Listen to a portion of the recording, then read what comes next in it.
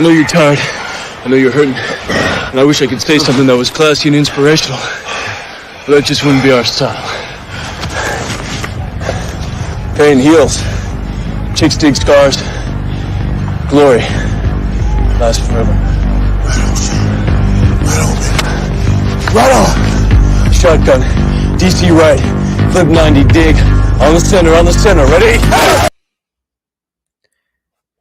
All right, ladies and gentlemen, welcome back to another episode of the Craft Beer and Dino Babers podcast. My name is Steve Mathis. You can find me on Twitter, as always, at Judge Mathis. And I am joined by my co-host, Dave Tilton. You can find him, as always, on Twitter at Tilt Money. And, well, Dave, I don't think we have much to talk about tonight, do you? No, Dino Babers and craft beers, right? That's all we got to talk about. Pretty slow news day, huh? Especially in the last hour or so. So not really much to talk about today. We're just going to kind of ease into it. But I think we should just a live play-by-play of Thursday Night Football. Not who needs to talk about the Bills? There's no game until Tuesday, right? No game.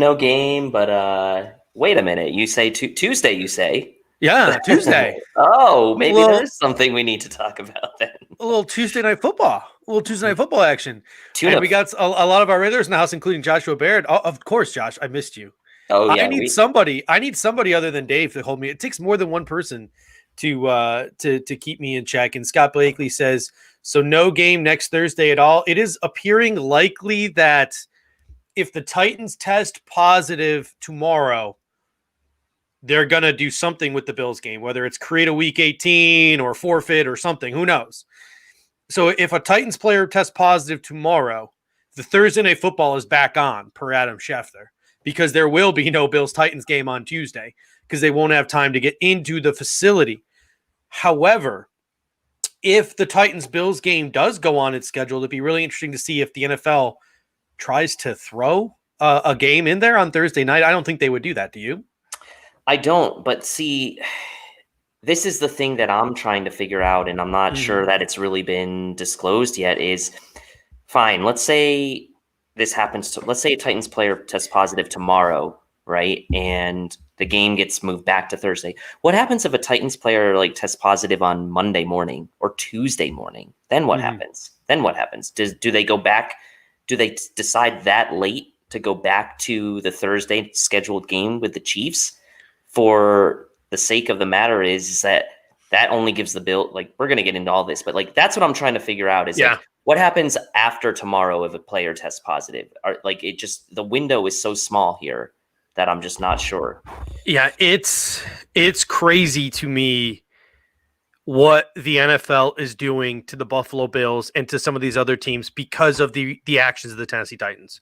Right. They are bending over backwards to appease a team that doesn't give a shit about anyone but themselves. I think the Witty Not Funny Sport podcast had said it best on Twitter. They had an image of Mike Vrabel on draft night and all the idiots in his family crowded around his table on draft night, dressed like a bunch of buffoons.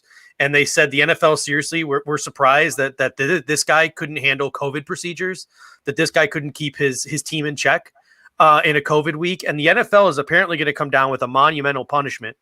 But honestly, the NFL's punishment should be a hell of a lot more than just a first-round draft pick, $10 million in a season-long suspension for Mike Vrabel and John Robinson, a suspension that probably won't kick in until after the Bills game because they have to get this game. The NFL has to get this game in. So it's just absolutely ridiculous that they are bending over backwards for those guys when they're the reason why they're in this mess. Has there been COVID in the NFL? Yes. Have they had to move some things around? Yes. I think 2 Patriots games have moved around now.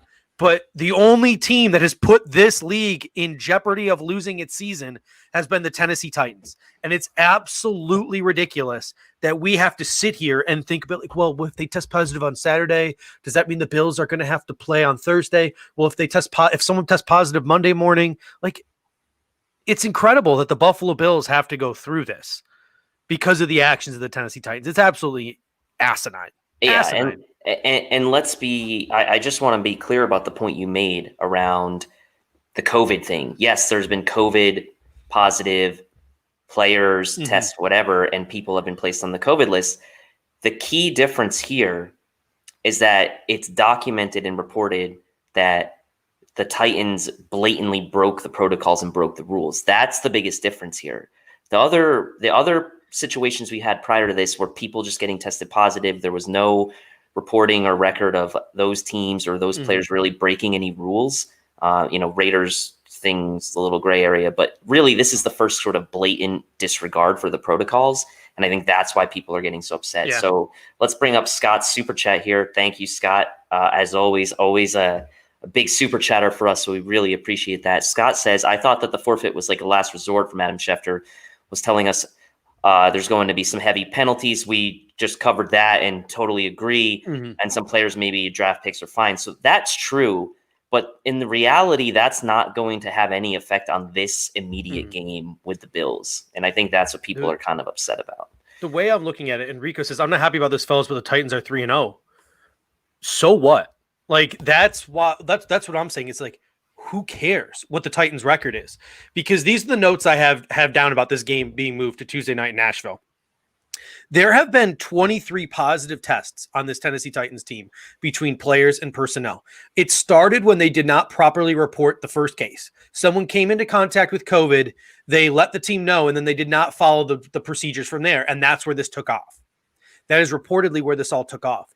Then players were meeting illegally after like the first 7 or 8 or 9 positive tests. All these players were meeting illegally and practicing illegally. It's been confirmed by the headmaster of the school. There were eyewitnesses. Ryan Tannehill all but admitted it. And the players are on Twitter showing absolutely no remorse for it, joking that they plead the fifth, joking that you can't prove it in court.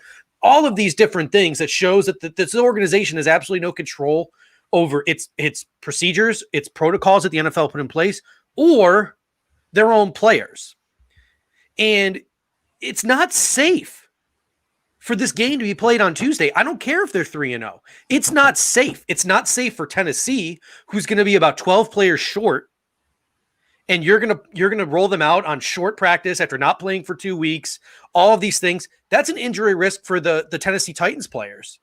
It's an injury risk to the Buffalo Bills players. And it's a COVID risk for the Buffalo Bills players to have to travel to Tennessee and to have to play this Titans team. It's not safe for anyone. It's not safe for the Buffalo Bills from an illness standpoint and a possible infection standpoint. It's not safe for Tennessee in terms of it's been a really long layoff and you're going to have barely any practice before you go out there standpoint. There are two choices. There are 2 choices to make here for the NFL.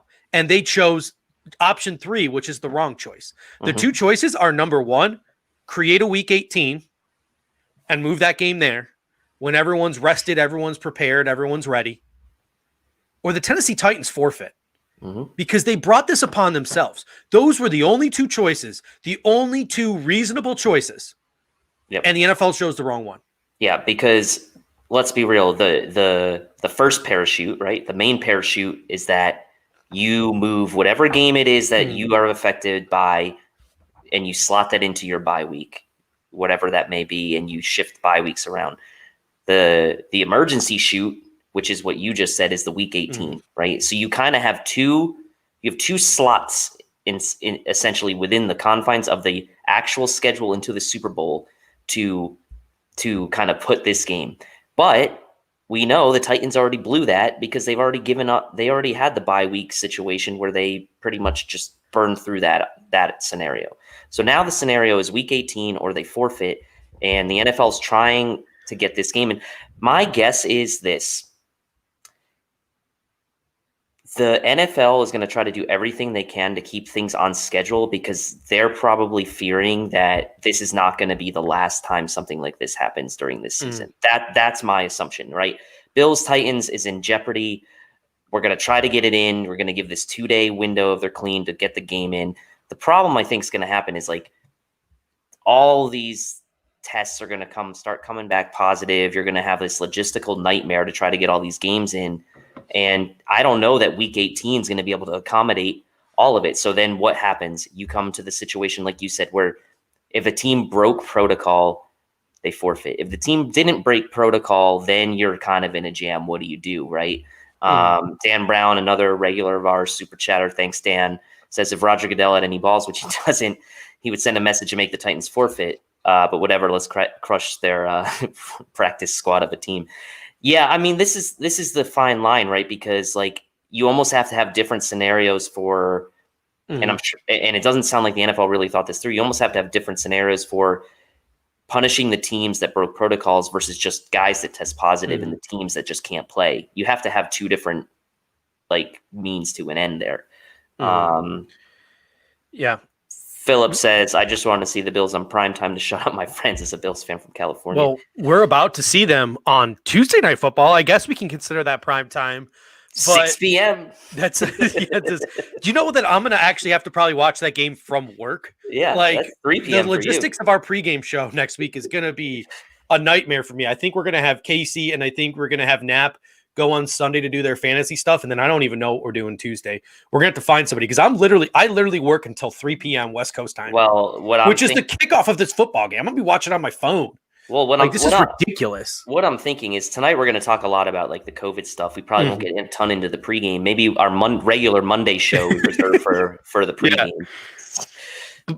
But we haven't even gotten to the second part. The Buffalo Bills have been robbed of their Thursday Night Football home game. That's true. Which is not kicked to Saturday, by the way. It's kicked to Sunday. And if any Tennessee player tests positive, the Buffalo Bills go back to Thursday Night Football, I guess. But that's just even more of this sort of seesaw back and forth. That's just not fair to the Buffalo Bills. And we're going to get to the punishment that the NFL is reportedly going to hand out to the Tennessee Titans in a little bit. It's all well and good, but the Buffalo Bills find themselves in the middle of being the team that's suffering here because, this game is being played and the Buffalo Bills and Fox, the TV network Fox, who hosts Thursday Night Football, the Buccaneers and the Bears are about to kick off. Tom Brady versus Big Dick Nick, the Super Bowl rematch, both for different teams. Those are the two getting the short end of the stick. And Sal Capaccio had a tweet today. He's like, well, you can't make everyone happy. Well, here are the 5 groups of people that I consider being affected. Here are the 5 groups of people that I see being affected by this game. The Titans players and organization, the Titans fans, broadcasting networks, the Bills players and the Bills organization, and the Bills fans. 5 groups. Titans players and organization, the NFL's bending over backwards to get this game played. Fuck them. Fuck them. They did this to themselves. Move them to week 18 or forfeit your damn game. Why the fuck do we care? Why the fuck do we care about the Tennessee Titans and their organization right now? They did this to themselves. They put their players at risk. Why are we bending over backwards to them? And their fans? Well, guess what? I'm not going to say fuck them too, but guess what? Your team fucked you. Yep. Not us, not the NFL. Your own team fucked you. So the Titans fans and the Titans organization, I don't give a damn about you guys. I don't care if you guys get the short end of the stick. But then you look at the broadcast partners. The Bills-Titans game was buried at 1 p.m. on CBS. CBS ain't missing out on any revenue by losing that game. They had McCarthy doing the game. And, they didn't even have a Feely. Yeah. And it was buried. It was like their last 1 o'clock game in their 1 o'clock window, shown practically regionally on CBS. So CBS isn't losing any revenue. Fox is losing a bunch of revenue. The Bills players and organization, you're putting their health at risk and you're fucking them over by giving Kansas City a long week and the Bills a short week to prepare for a game that was supposed to be on primetime television in their home stadium. And the Bills fans, we've been waiting for 20 years for a team like this. And the NFL is sitting here bending over backwards for the Tennessee Titans, railroading us, keeping us in limbo, not knowing when we're going to play, putting us on the field against a team that could possibly be COVID positive, and then putting us on a short week against one of the best teams in the National Football League. Yep. There's no downside for the Titans here. No downside for the Titans other than how they're going to get fucked over by the NFL pretty soon. And I mean, we'll get to that.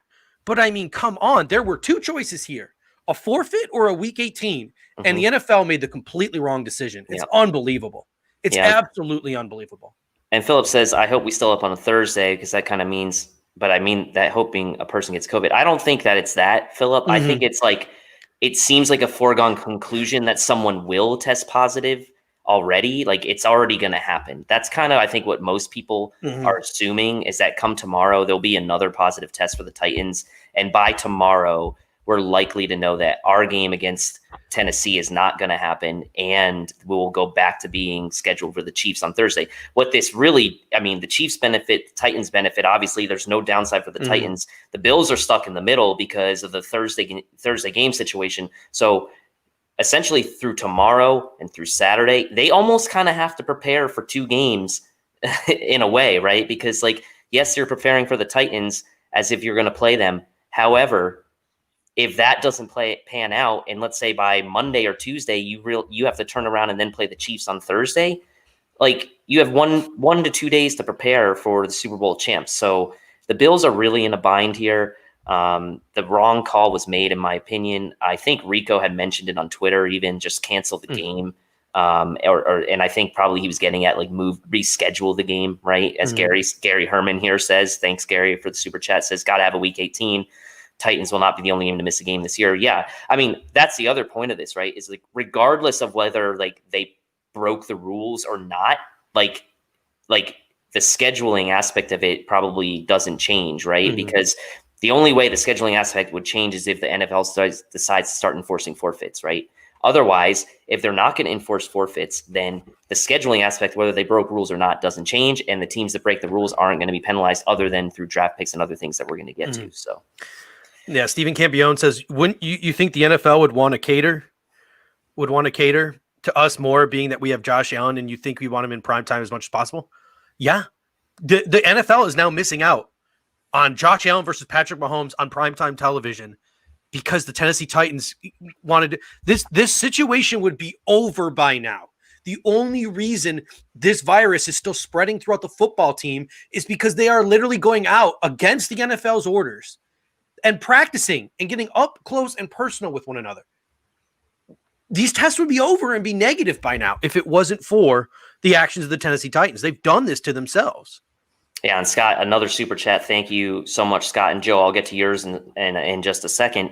We already have 2 games that are playing on their bye weeks, which is ridiculous because the Titans, he's referencing the Steelers-Titans game that was supposed to be played last week, which was obviously not played. So now the Titans are kind of potentially going to be 2 games behind schedule here. This is all going to be on the NFLPA. It's going to backfire on them because it made the wrong choices. But I don't think it's the NFLPA deciding here. This is the NFL deciding the scheduling.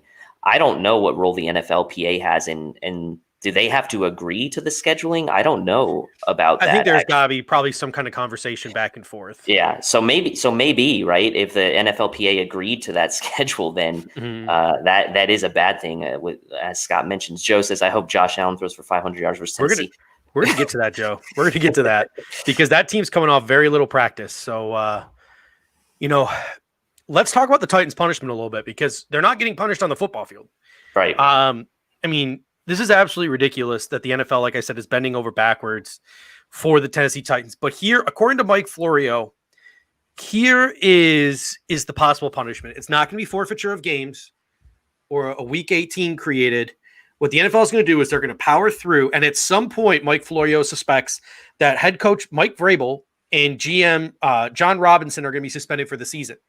There's no way that happens before the Bills game. There's no way, as much as they want to punish those 2 guys, there's no way after the team has not practiced all week that they're going to do that to these guys on a short week. They're going to wait till after the Bills game or after everything has died down to do that.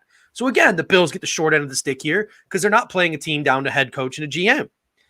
They're going to be docked a first-round pick, according to Mike Florio, and fined $10 million. Whoop-de-friggin-do, Basil.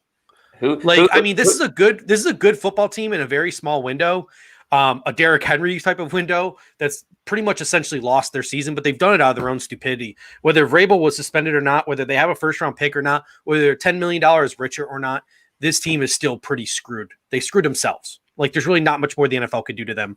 I really think that they should have been forfeiting some games here. Absolutely. I mean, they lose a first-round pick. Let's say they win 10, 11 games. Is that really that bad of a punishment?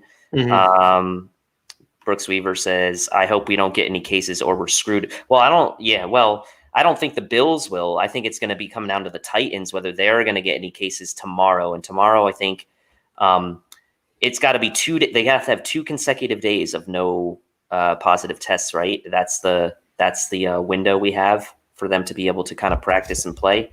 So does that mean, I guess, by Saturday. They have to have no positive tests on Sunday, correct? If they essentially want to have this game. No, they have to. If they want to play this game that they've rescheduled for Tuesday, thank you, Will Marba. If they want to play this game on Tuesday, they need to have no positive tests tomorrow. Tomorrow, okay. And they have to have no positive tests on Saturday. And that will then allow the Titans to get into their facility to practice Sunday and Monday. Got it. Okay. I mean, it's like they're literally going to let the Tennessee Titans, after having not practiced legitimately for 2 weeks, go a Sunday, Monday. That's just a recipe. Like, put the Bills and the infection ramifications aside. You are just asking for those Tennessee Titans players to get fucked up. Like, they are Mitch Moore said it. He's like, I can't imagine a world where I step out on a football field with that little preparation. Like, he was baffled by it today in his press conference. Baffled by it. These are professional athletes going 120 miles per hour, smacking each other around. And you're going to do that after 2 weeks of these guys not having pads on? Of 2 days of practice? Like, if we don't win this football game, gosh darn. What the hell are we doing? Like, we better crush this team. Crush them.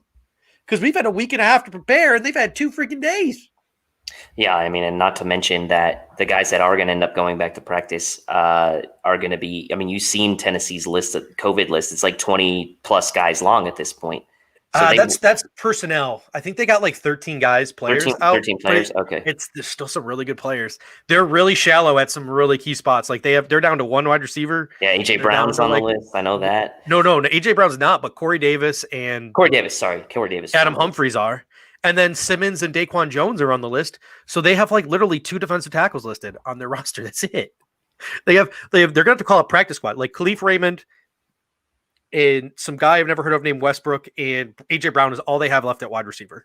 Like it is, they're still really good. They're still really good at a lot of positions. Rico says we're talking about practice. I'm sorry, but practice in the National Football League and in football is a hell of a lot different than a basketball game or like a baseball game. The way that those guys go out and play, like it's different. I'm sorry, it is. There's just so much more physical contact. It's just different. Like it is. And the strategy that's involved in it, to me, it's just different. Like you can go out on a basketball field and you can street ball it up and you can go out there and you can wing it. Like basketball is basketball. You can go out there and wing it. Like, baseball, you can go out there and wing it. Like you can't go out there and wing football. It's just not something you can do. There's way too much thought that goes into it. There's way too much contact. Like it's just a recipe for disaster Thursday night or Tuesday night. It is. If they play this game, if the Bills don't shellac them like 50-0 and, half the Tennessee Titans are carried off the field in a stretcher, I will be shocked. Yeah, and Zach Allen asks, why do the Titans still have a first-round draft pick? Take it from them. Yeah, I understand the Allen Iverson reference. I get it. Yeah, we know. Don't you worry. I grew up on the East Coast. I know all about Allen Iverson. Yeah, I played 10 years of basketball. I know I don't look it, but I did. I was the guy who sat at the end of the bench. I want to ask you a question. What percentage chance do you think this game actually gets played on Tuesday? 20%. Yeah, I mean, that's what I was thinking. I was thinking like 25% chance this game actually gets played. The rate that the Titans players have been testing, like there's been a positive test every day this week, if I'm not mistaken, or at least several days in a row. What are the chances that they're not going to have a positive test tomorrow? Like pretty low, I feel like, that they're not going to have a positive test tomorrow. So I'm with you. I think it's 20 to 25% that this game's actually going to happen. But to be honest with you, going back to the point made earlier by, I forgot who it was that made the super chat now, so I apologize if it was, who was it? Let me just, I can't remember. But he mentioned like, I hope we just play on Thursday. And I'm like thinking in my head, like, the sooner we find out, the better, obviously. So you obviously don't want someone to test positive, but if we find out tomorrow, that's honestly the best situation for the Bills is finding out tomorrow that a Tennessee Titans player tests positive for COVID so that we Monday, can plan. like I mean, you were spot on earlier. I know we're just repeating ourselves now, but if Monday a positive test comes in and they have to cancel this game on Monday, yeah, the Bills got a lot of rest, but they've been practicing for the Tennessee Titans for a week and a half, and now they got to switch over and start preparing for the Kansas City Chiefs. Like, it's just the NFL is bending over backwards for a team that absolutely fucked the league over. I know I'm swearing a lot tonight, but I apologize. I'm mad. Let's switch topics slightly to the locker room effects. We are in the eye of the COVID storm. The Buffalo Bills, I mean, this is just typical Buffalo, right? Best team we've had in 30 years. We're 4-0. We're riding high. We got an MVP candidate. And we are literally in the middle of infection central. We're in the middle of an infectious COVID hurricane. We are coming off a Raiders game where they broke NFL and state protocols by unmasking at a large indoor charity event. We saw 2 players on the Oakland Raiders test positive this week after the Bills game, including Maurice Hurst, who was seen slapping it up and hugging helmet to helmet with Josh Allen post game. We're now going into the Tennessee Titans with 23 positives and having to go to Nashville and play that game. And then we're on to Kansas City, who also had a positive test and played a team in New England that turns out was COVID positive, despite the fact that they only had one positive test before the game. Stephon Gilmore was slapping it up with the Kansas City quarterback post-game. Next day, test positive for COVID. So the Buffalo Bills are legitimately in the eye of the COVID storm right now. In the best season they've had in forever. I mean, what kind of effect do you think this has on the players in the locker room and on Sean McDermott and Brandon Mead? Because kudos to the Buffalo Bills if no one ever tests positive.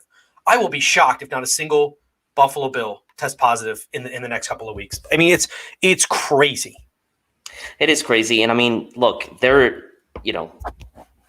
is some of the things that people are really giving credit to Bean and McDermott on social media and just the regular media, the guys reporting on the team, is that how they've handled the preparedness, the situation, making sure their guys are doing what they're supposed to be doing, being safe, following all the protocols. And at the end of the day, like, you can see it. You can kind of see some of the frustration boiling over. Not necessarily because like the players are like they're not saying anything directly, but you see Micah Hyde, someone like that, come out and say, "Look, man, we don't know what's going on. We just want to play." Like, you could tell they're tired. They're tired of it, right? They're tired of dealing with it, but they're doing all the right things. They're saying the right things. Scott again with the super chat here. Sorry, clicked at the same time there. All good. Well, the Cases already have the re-up to 20 players. COVID-19 reserve. Most of them are Pro Bowlers or starters. That's not good for them. So we do play them. They'll have their backups. Yeah, I mean, that's what Steve was kind of mentioning earlier, right? Like, even then, like, I think the lack of practice has more an effect than the lack of players. Because yes, they're thin at wide receiver. Yes, they're thin at defensive tackle. But this is a team that still has their starting quarterback in Ryan Tannehill, still has Derrick Henry, and still has their entire offensive line. Jonnu Smith, A.J. Brown, still healthy. They still have all their linebackers and Rashad Evans and Jaylen Brown and Jadeveon Clowney and Harold Landry. They still have some pretty decent DBs in Jonathan Joseph and Butler and Kenny Vaccaro and Kevin Byard. Like, they still have a solid core of players with which to play with. And they still have a quarterback and running back. So. And yeah, like, don't get me wrong, they're missing a lot of good players. I think Jeffrey Simmons is one of the most underrated players in the National Football League, one of the best players in the National Football League. I think he's right up there with the Chris Joneses of the world. But, like, they're missing a lot of guys, and it's the lack of practice. But I can easily picture the Tennessee Titans coming into this game on Tuesday, and you know what they're going to do? They're going to hand the ball off to Derrick Henry 45 times. 40 times. That's what they're going to do. They're just going to say, all right, Derrick, carry us. Josh Allen on the other side of the football field slinging nothing but tutties. Let's just hold on to the ball for 13 out of the 15 minutes every quarter. Run. It's gonna be like what they're going to try to do. It's going to be like the old high school football. Like, you just run it 4 times. They're going to have the wing tee, the wishbone offense out there. There's no punting. You just run it 4 times. You pick up 2.5 yards, 3 yards every time, and you just let's win this game 6-3, guys.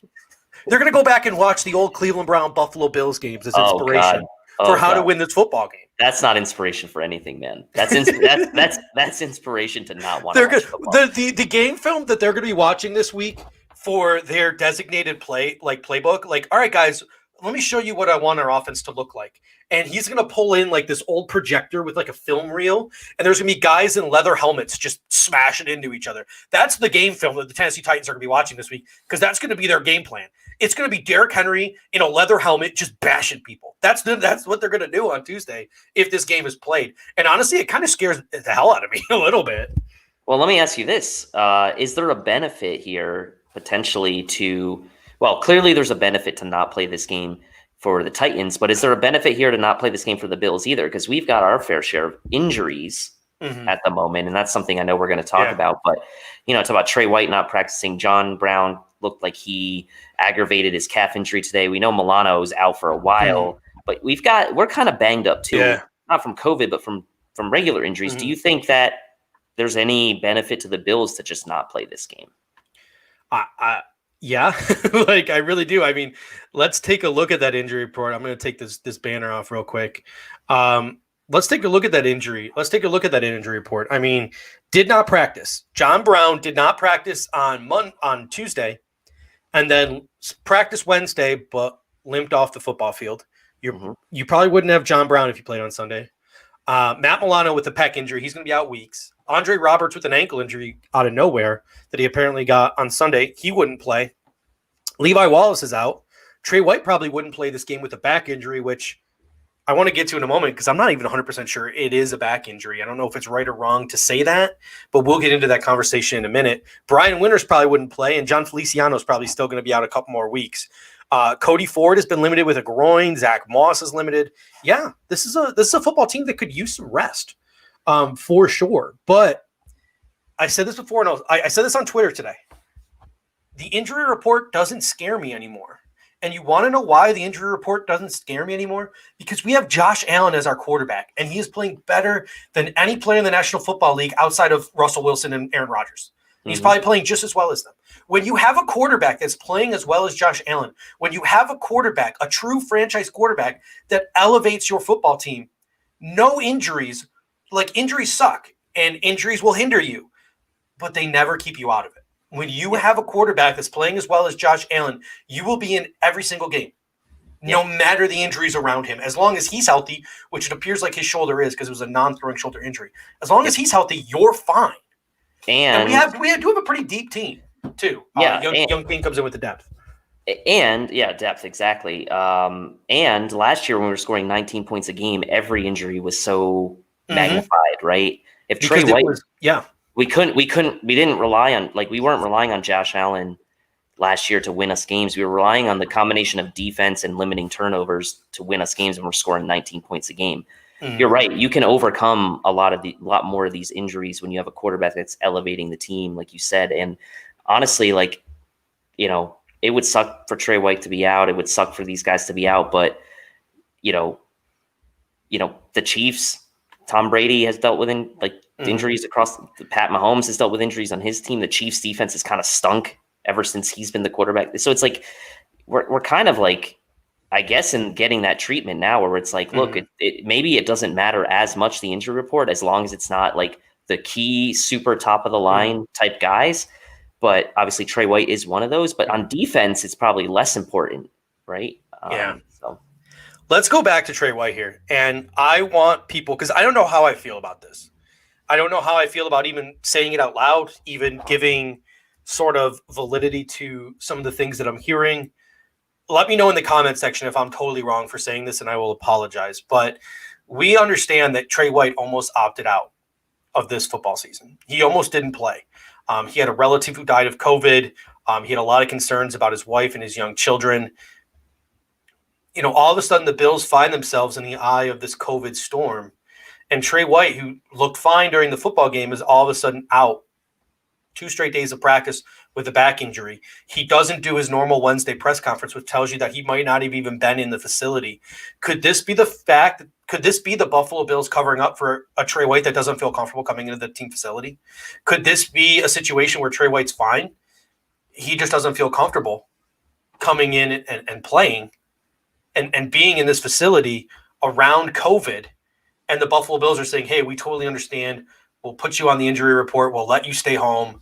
And, you can come back when sort of the whole COVID thing blows over and we get our footing again. Could this be a situation where Trey White just doesn't want to be here because of COVID? And I don't blame him if he doesn't. I think it's not that he doesn't want to be here as far as like in the Bills facility and around his guys. I think he wants an out potentially to not have to play in the game. Yeah. Right. And it's going to look very weird if he practices all week and then he's inactive. Right. And Travis is right. The team can't lie about injuries, but Trey White could say he had a sore back. Yeah. You know? And on Twitter, Dusty Bottoms, who says, he's a very smart follow on Twitter. You can follow him. He coaches football in Denver. He says all the time in his playing days, back injuries were known as just sort of like the go-to injury for guys who weren't really hurt, because you could just say you had a sore back, as you mentioned, and then be fine. So again, I hate to verbalize this and to think it, because I don't want anyone and most people in the comments are being very like are being very good about it. They're like, all right, yeah, no, we don't blame him. But there are some people who would take this the wrong way. And so I don't want to verbalize it. And I didn't want to sort of start a rumor, but like, that's the thought that creeps into your head. And you can't blame Trey White or any of these players.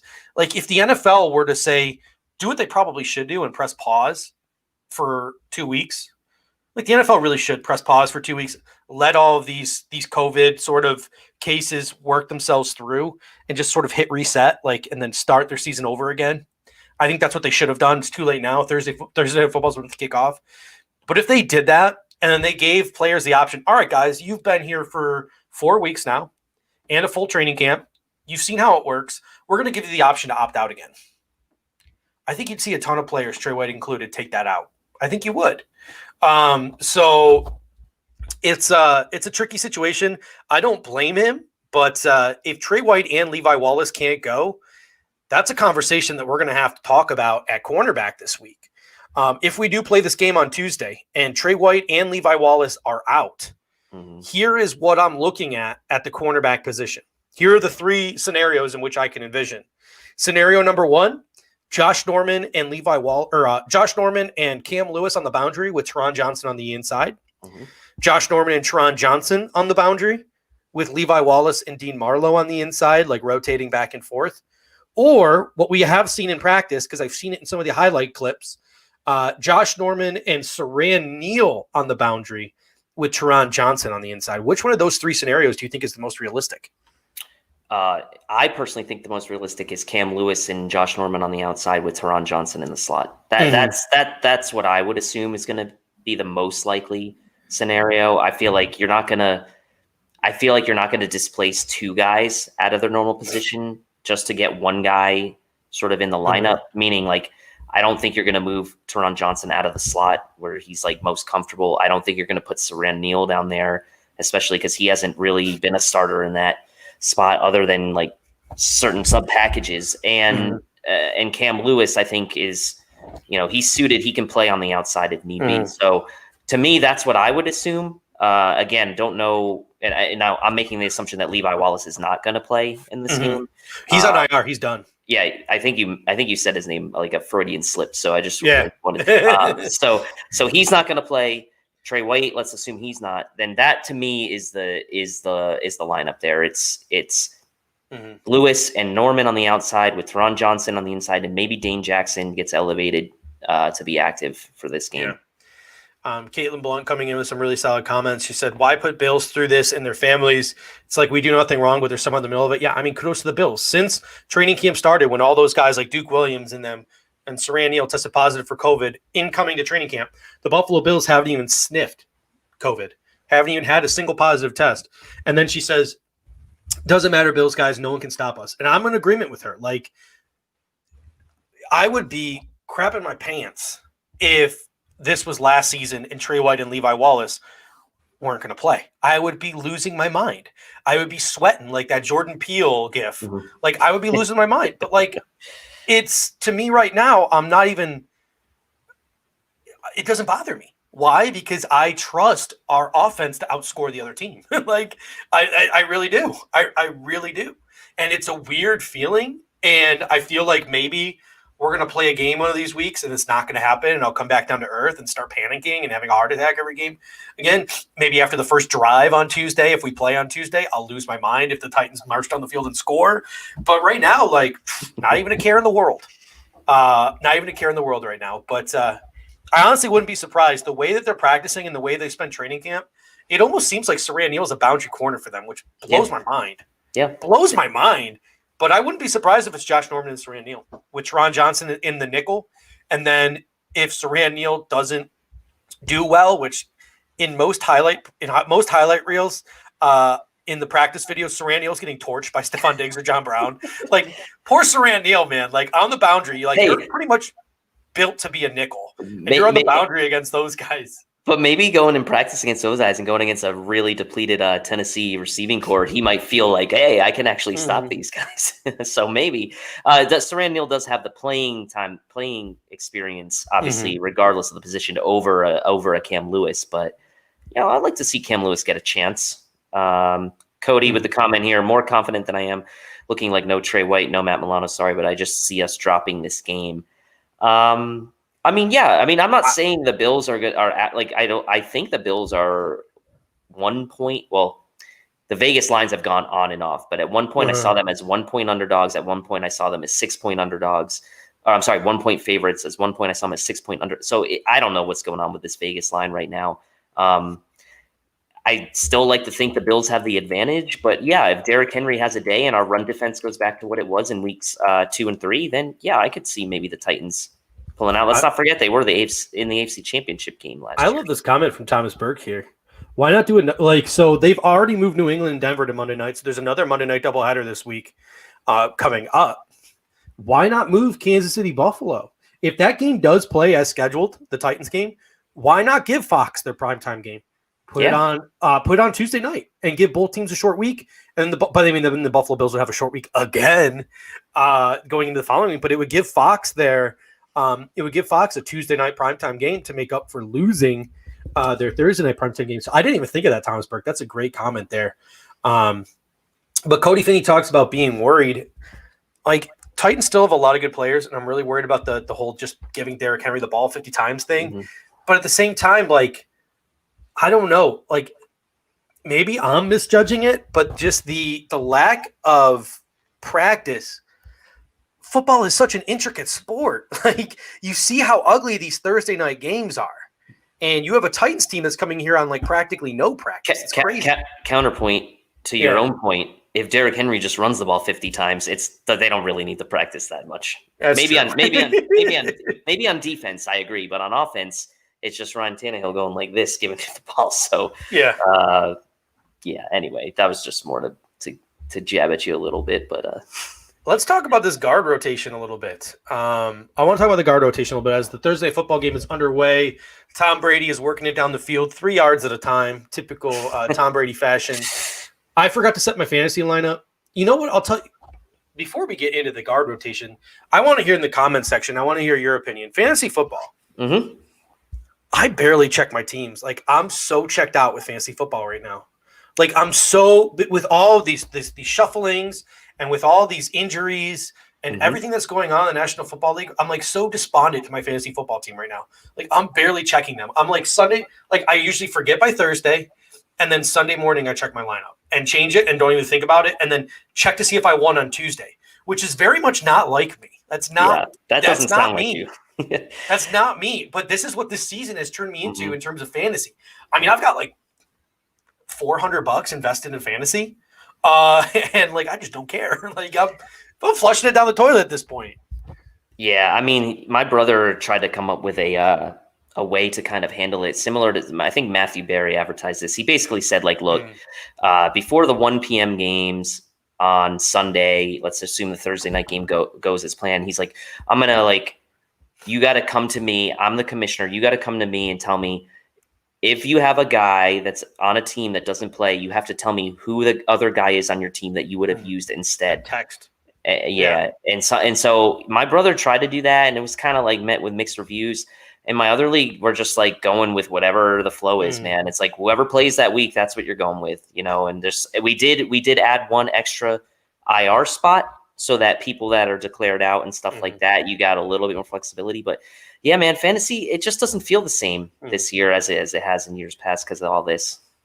All right. Speaking of the offensive line, Chris Janicki coming in saying, Steve, did you hear that Cody feels most comfortable at left guard than right tackle or right guard? Yeah, I did see that comment today, and that's what sort of made me want to talk about this. So the way John Feliciano is almost back. He started practicing this week. Mm-hmm. Quentin Spain, I think, is going to be one and done. His contract is going to be able to be easily replaced at the end of the season, or easily gotten rid of at the end of the season. You had some comments, and I'll let you talk about it in a second, on Darrell Williams at right tackle. So Darrell Williams is killing it at right tackle. Deion Dawkins is killing it at left tackle. Mitch Morse is our center, which leaves the guard positions, which have been rotating for weeks, up to, it's just been crazy. Quentin Spain got benched. Cody Ford got shifted over. Brian Winters has been playing. Then Brian Winters got hurt, and then Quentin Spain went in right guard. Cover one speculated maybe Cody Ford was on the left side because of an injury that affected his way to turn to his right side. Like, there was a whole bunch of stuff going on. So a whole bunch of question marks. To me, I think that Cody Ford is just a flop as a tackle. I think he finally found his spot at left guard.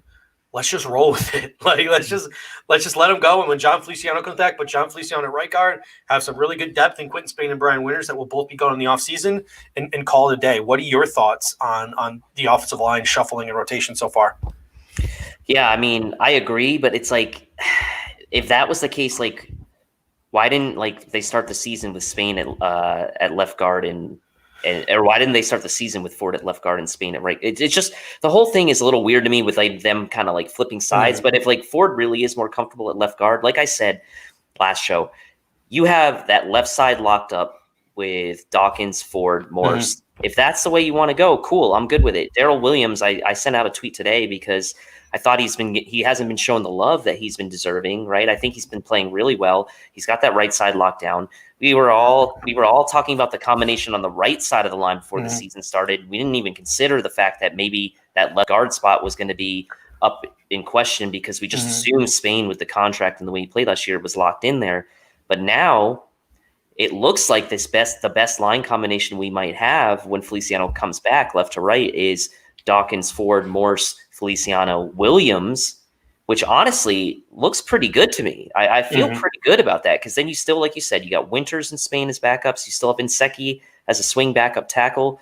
And honestly, Darrell Williams may be earning himself another contract from the Bills with the way he's playing. The whole right side of the offensive line is going to be up for a contract extension. Feliciano's contract is up and Darrell Williams' contract is up. But what I like about those two is I feel like both those guys could be had for reasonable Quentin Spain type deals. I think Feliciano could. It'll be interesting to see what Williams would demand on the open market as a tackle, still in his 20s. He was a former All-Pro tackle, so people may look to that and say maybe he's going to get paid a little more. So to me, if you're the Bills, it just comes down to where do you want to invest early draft capital in 2021? Do you want to spend it on the offensive line, or do you want to maybe spend it on a corner or a linebacker? So the way we want to start talking draft. I want to start talking draft. I don't want to get you started too early on that, but for me, I really like what Darrell Williams has brought to the table on the right side. The bookends look good. That guard rotation, I think, once Feliciano comes back, should be Feliciano on the right, Ford on the left with that depth. And I can get pretty excited about that line. I think that's a pretty solid line, and we should be okay with that. You got a couple comments here. Thomas Hilbrand says, I'd much rather have Spain as guard depth than Winters. I'm with you, but it appears like the Buffalo Bills might think they're not going to pay him that much money to sit on the bench. Yeah. They will this year. This year, not next year, though. Not next year. Yeah. I think he might be meaning in terms of this year. And in terms of this year, as much as I agree with you, Thomas, at the same time, every time they've had a chance, Brian Winters has started over Quentin Spain. It's been Brian Winters at right guard and Quentin Spain at left guard. But Elliot, I think with the real comment here, cheers to our staff for rolling with the punches. Kudos to them for saying, all right, this whole sort of Quentin Spain situation wasn't what we thought. We're going to make a move. So kudos to them for that Belichickian willingness to move on and make the change when necessary. And Ryan Teal, as always, a super chat. Thank you. We appreciate it. He says, trust the process, Teal. Trust it. You're not trusting the process, man. Well, how am I not trusting the process? What am I not trusting? I don't know. I feel like it's just the vibe you're giving off. Talking about I don't know. Maybe I don't know. Maybe I'm not. I thought I was. I thought I was trusting the process. I mean, okay. I will say this: Brian Winters playing over Spain doesn't make a lot of sense to me. Like, is Spain really that bad? Did you misjudge that one that bad? That Brian Winters is actually better than Quinton Spain? Like, that one. Okay, maybe I'm not trusting the process too much on that, but maybe it was just giving him a chance to see what he could do. Maybe he would surprise you. I don't know. Maybe that was their plan. Andrew Miller, I totally agree. I think that Quinton Spain, depending on Brian Winters' injury, because I think the Bills really are all in this year. Depending on which actually gives me a talking point in a second. Despite the injury, teams like the Philadelphia Eagles, who are in a joke of a division, and despite the fact that they have like one win, are still relevant, and they're so just shot on the offensive line. I could see a team like the Eagles getting desperate and trading like a 4th or a 5th round pick for a guy the caliber of Quinton Spain. So I totally agree with you that you should put him on the trade market. Someone said Ty Nseki. No, you keep Ty Nseki. You don't. No one touching Ty Nseki. Apparently Ryan was messing with me, and I didn't read the room properly on that one. So sorry about that. Someone said, "What if they move?" Nah, in my opinion, not moving Williams off right tackle. Don't mess it up. Don't mess up a good thing right now. Just trust the guys that you have there on the inside and make it work. Speaking of all in, we had a show on Monday where I mentioned 3 free agents: Snacks Harrison, Prince Amukamara, and Lorenzo Alexander. Snacks is now off the table. He has signed on the Seattle's practice squad. Well, Judge, he's on Seattle's practice squad. We can still sign him. No. Chances are Seattle's going to protect him, and he's probably only on the practice squad because it's going to take him a couple of weeks to find his legs and to get conditioned. He's gone. He's done. I don't know if there's any. Prince is visiting Arizona. He's visiting Arizona? Come on. I didn't see that. He's already visited the Bills. What are you doing, Brandon Bean? He's from Glendale, so there's like that hometown connection there. Hometown connection. Do I need to just get in my car right now, drive around, look for Prince, stop at every he's probably staying at the hotel outside the stadium. Do I check in, figure out what his fake alias is, find his room, knock on his door, and beg him to come to Buffalo? Is that what I got to do right now? Is that what I got to do? That's a surefire way for him to not come to Buffalo. There's a guy banging on my door with a gavel. He says he hosts the Bills guys. I think he wants me to come to Buffalo. He's on Periscope with his phone. He says there's 13 viewers who want to talk to me. But he literally.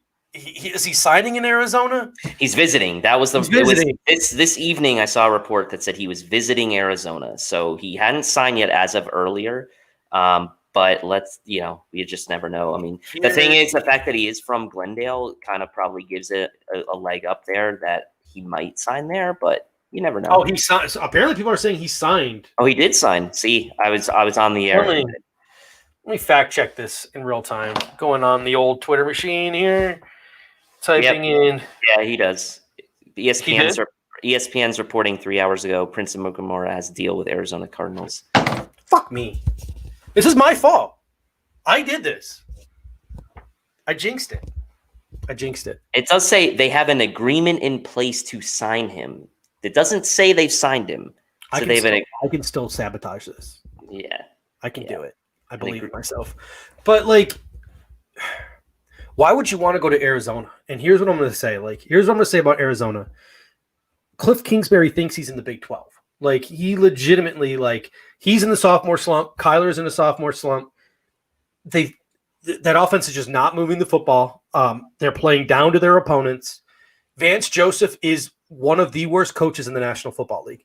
I said this before, and I'll say it again. Vance Joseph does not belong in the National Football League. At most, he's a defensive backs coach. The fact that this guy was a head coach is an absolute joke. The fact that this guy, after being such a joke of a head coach and ruining that team, got a job as a defensive coordinator in the National Football League is an absolute joke.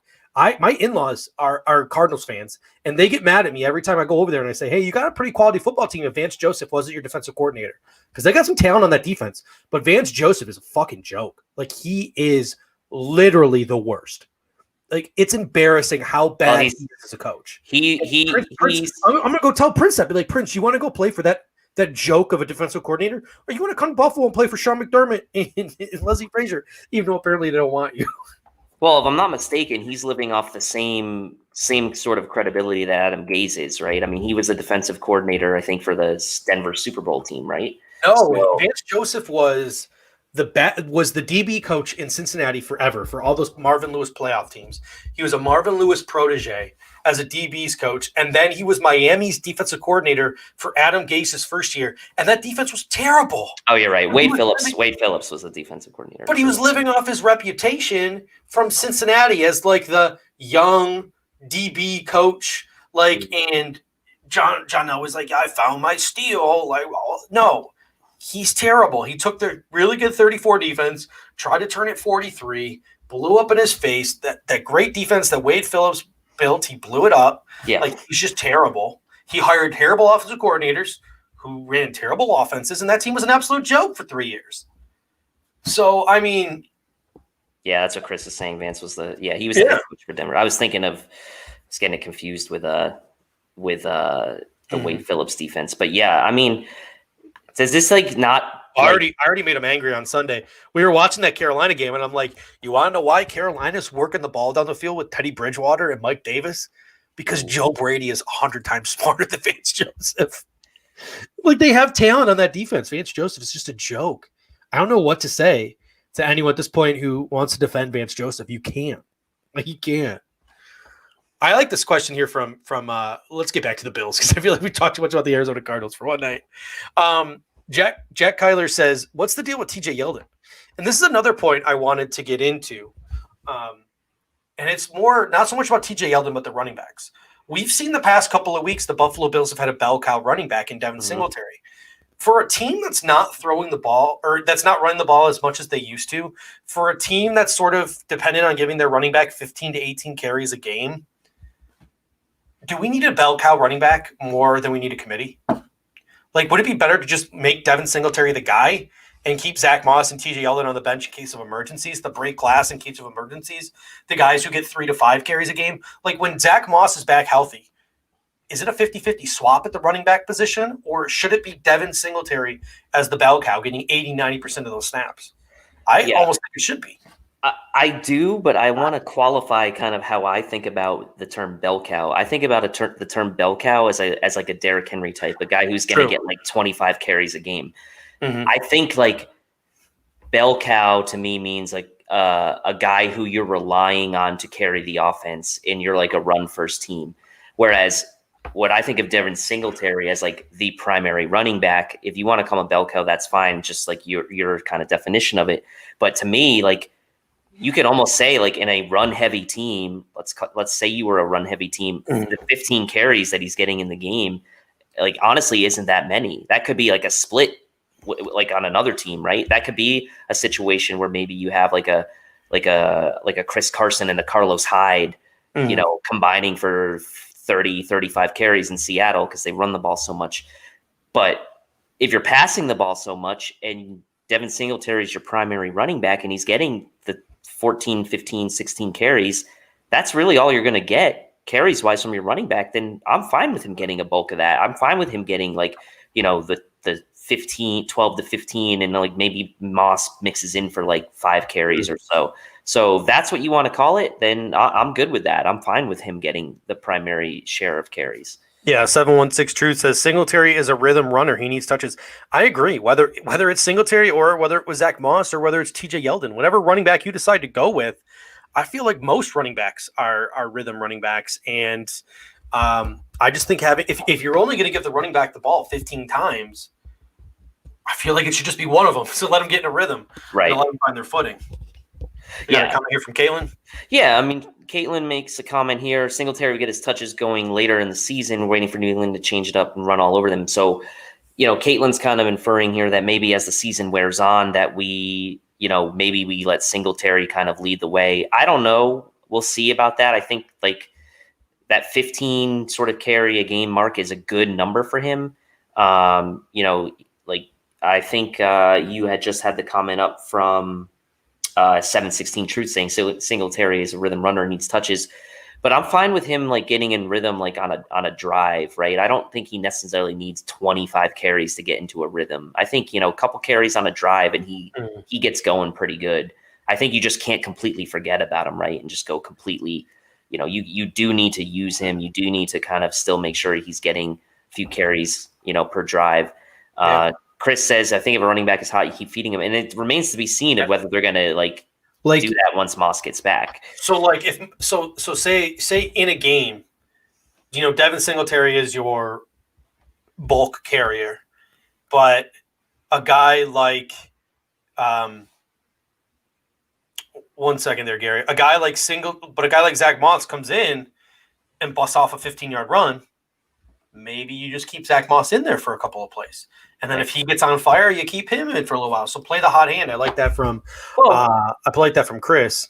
Well, I mean, not to use this comparison again, but Seattle did that in week 1 against Atlanta. Like Carlos Hyde stayed in for like a good drive or two when he was kind of doing well, and then Carson kind of came back in. So like I could see that. That's fine. I'm fine with that. Gary says play action requires a run threat. No, but yeah, I agree. But I think we're more of a pass to set up the run team now. Yeah, and if you look at it too, a lot of the film junkies, out there, a lot of the analytics guys out there will tell you that in this day and age, the threat of the run is just as great as actually being able to run the ball well.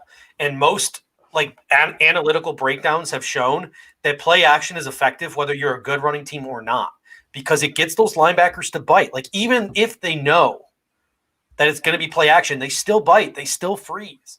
And a lot of teams out there aren't the greatest running teams in the world, but play action is still really good for them.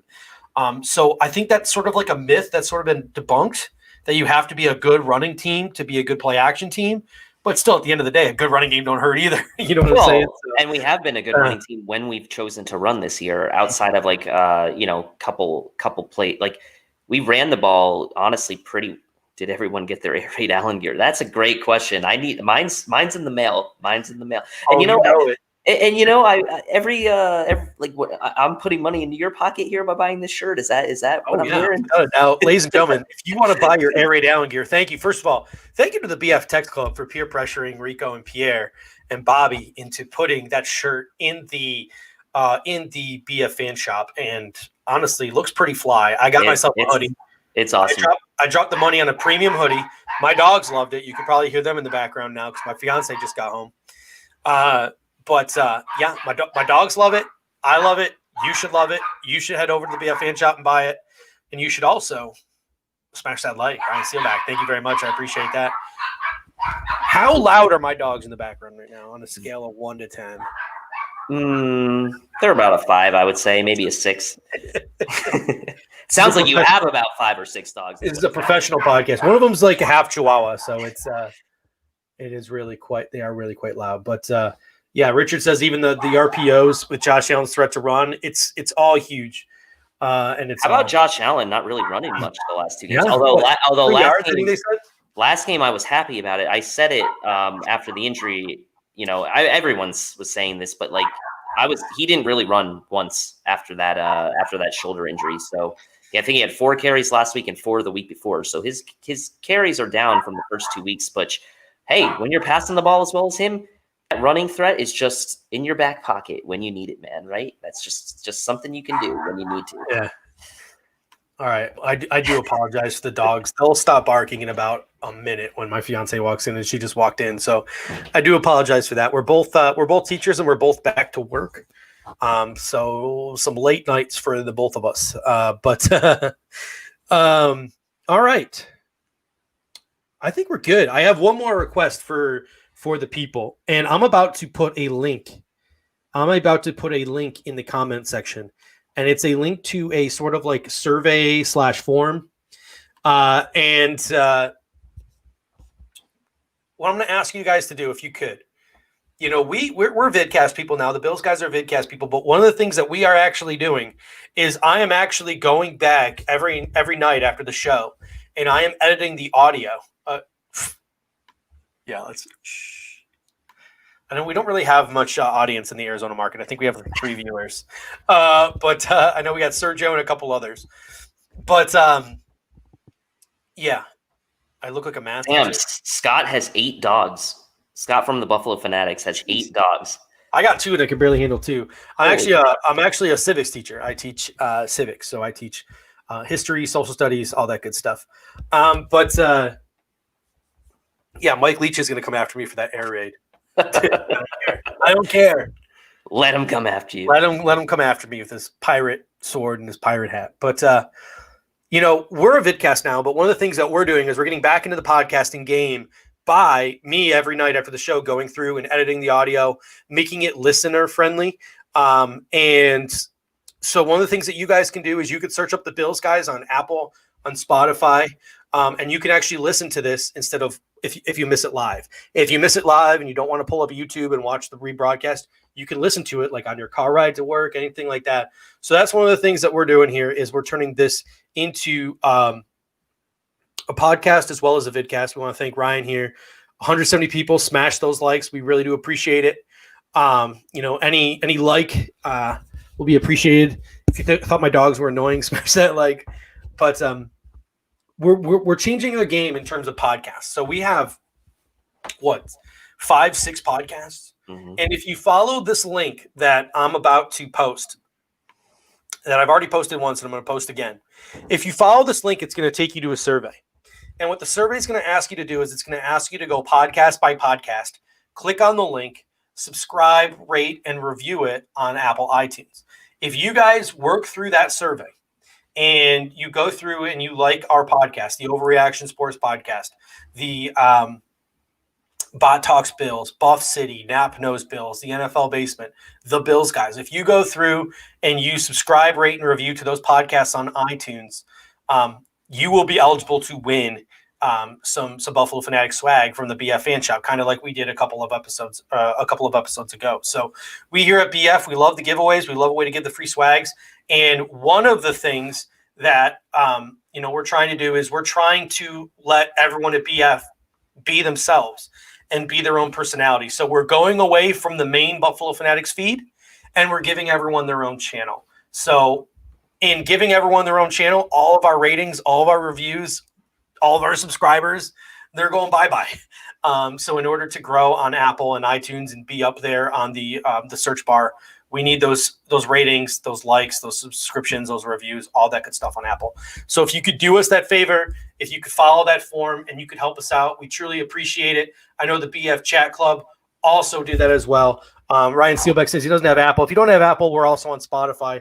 I don't think Spotify does ratings or review, but if you want to listen, give it a follow on Spotify as well. I know we get about 80% of our audience from Apple, about 15 from Spotify, and about 5 from other different various networks. So it's good timing too, because now you can enter to win and you can get that Air Raid Allen premium hoodie, man. That's what I would be going for. We got another super chat from Gary. Yep. Says would love to see you guys revisit some of Josh Allen's haters in the national media over the past 3 years. I'll tell you what, Gary, if this game gets canceled, we might have some open time to discuss. And I'll say this too, like Gary, I no offense, I haven't noticed you in the chat before, so I don't know if this is your first time here. But if this is your first time here, by all means, go back into our playlist on YouTube, and I think we talk about it at least once a show. I will say there is one show where it was like there was like a stretch where we had like 2 or 3 shows in a row. It was like national media disrespects Allen again. So, but that was before the season. Now, once the season started with the stats to back it up, we've got that now in our back pocket. So, and I will say this: I'm gonna put it on a banner right now. There's a guy that I'm trying to get on this podcast.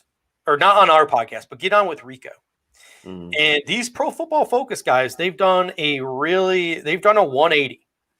They have done a 180 on Josh Allen. They've both bought the Buffalo versus PFF gear. They have why can't I find him on Twitter? Did he block me? No, he might have blocked you after you messaged him. But you can, I'm gonna talk into my microphone on the ground while I type. You can. All right, here we go. You can find this guy on Twitter at PFF_Sam. His name is Sam Monson. His DMs are open, as well as I think it would just be easier to add him. He did a full 180 on Josh Allen. He filled out the apology form. Him and Steve Palazzo, PFF_Steve, they did so on Twitter or on their podcast this morning. PFF is coming around on Josh Allen. And how great would it be to get these two guys on the Rico report?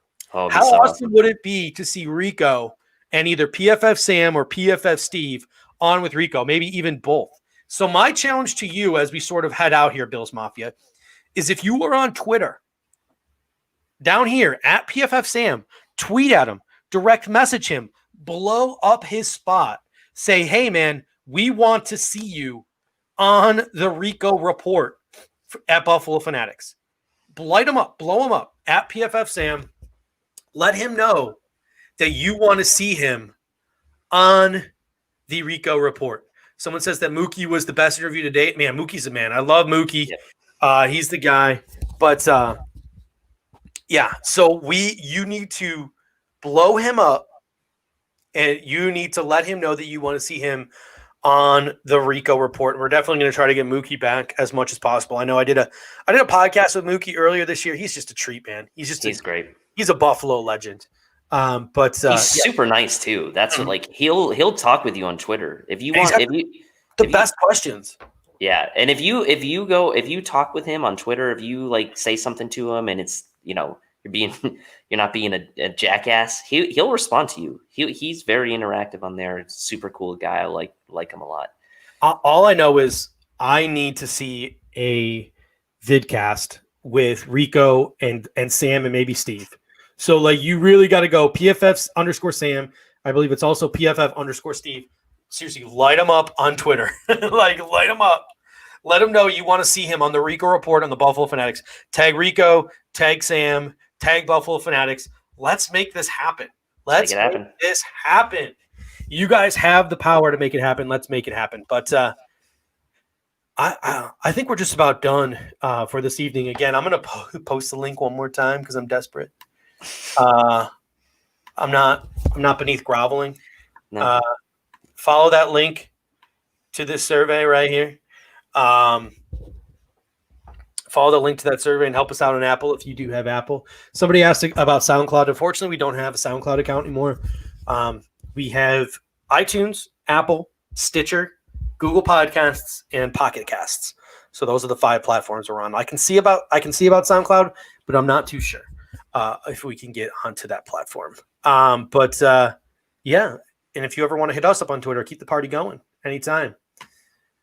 Twitter is like, I've said it before, Twitter is both the reason why I need a psychiatrist and my psychiatrist. Like they're one and the same. I definitely do have a Twitter problem. Mike Evans, touchdown. That's great for my fantasy team. Let's go.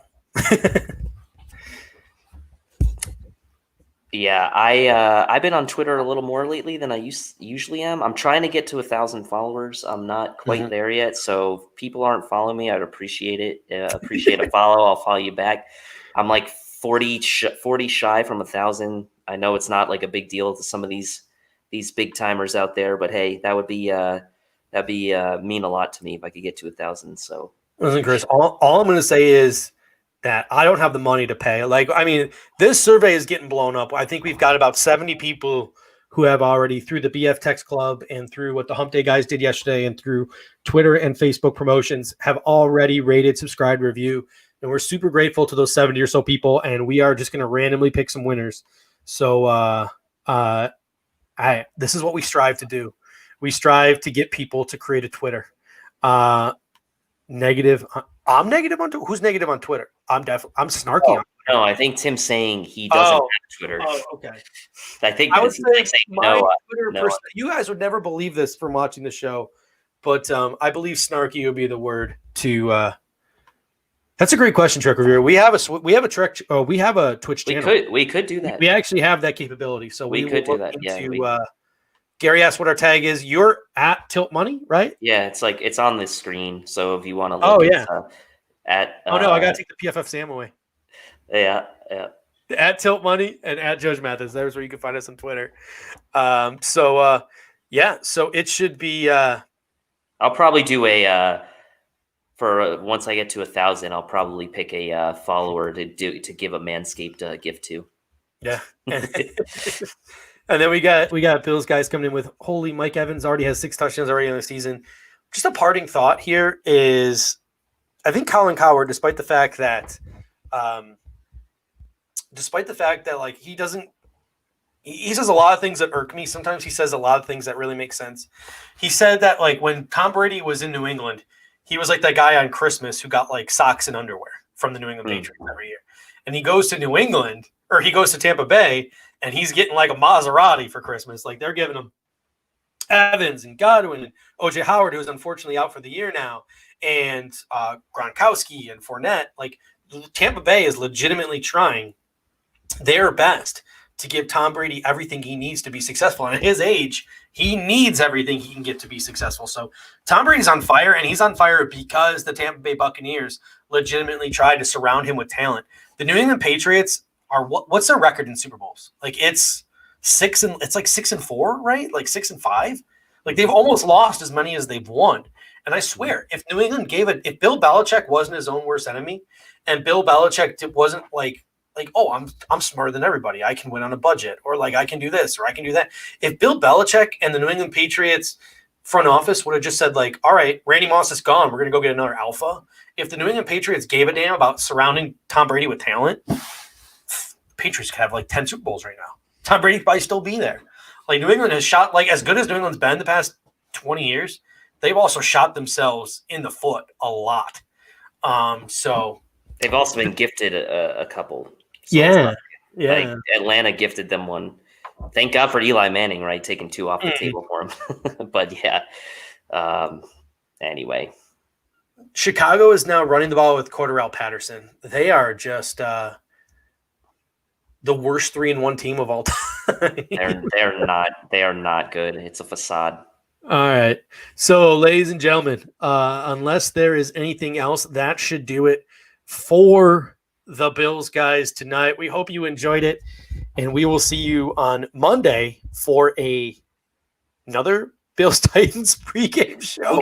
We'll get more into the matchups on Monday. We didn't. Really... Yeah, and if there's no game on Tuesday, again, it will just be another episode of the Craft Beer and Dino Babers guys. There was a lot of guys taking shots at Dino Babers earlier. Oh, I'm a Syracuse fan. Dino Babers is trash. No. You know what's trash? Literally, the University of Syracuse can't recruit for shit. All right? Dino Babers is a national treasure. If he had any amount of talent, that team will be winning football games. The fact that Dino Babers is not coaching somewhere on a legitimate football team is an absolute embarrassment to the NCAA with the lack of minority head coaches in college football. So guess what? If Brian Daboll leaves this offseason to go become a head coach somewhere, first call I'm making is to Dino Babers. If I'm Sean McDermott, I'm saying, hey, Brian Daboll's been running a lot of 4 receivers, spread them out to run, veer and shoot concepts in the national in college football. How about you come take that offensive philosophy to Buffalo, where there's actual talent, where you don't need to recruit to the Carrier Dome, which I know it just went under some reservations, but it's in the university that's absolute trash. No, come to Stephon Diggs, Gabe Davis, John Brown, Cole Beasley. Yes, he does lead recruiting, but guess what? No one wants to go to Syracuse. You have the option between like North Carolina and Syracuse. You're choosing North Carolina. You have the option between Alabama and Syracuse. You're choosing Alabama. Like, in what world? Like, the man's got 2 hands tied behind his back when he's recruiting. They got sweet jerseys. I like their dome, but like, come on, they're not a football school. They're a basketball school. So, Dino Babers is my option 1 for when they leave. All right. Thank you, Thomas Burke. Sounds like you've got a podcast episode lined up for some time in the future to talk about Dino Babers. Oh, yeah. In the offseason, when like Bot goes and takes his offseason vacation, I'm just going to start a Dino Babers podcast. It's going to be called The Dino Show. And it's going to be me talking about Dino Babers for 45 minutes every Tuesday. Well, I would hope you could get him on if you have an entire show dedicated. It's like, Dino, I have an entire podcast dedicated to you being the next and then coordinator of the Buffalo Bills. Do you mind coming on? Then you get the block. Do you know that he shaves his face with Nair? He Nairs his face. No, I didn't, and I don't think I needed to know that. But now I know. We need to get Dino Babers hooked up with Manscaped so he doesn't nair his face anymore. He legitimately openly admits to nairing his face. He's like, yeah, I just rub nair on my face like twice a week.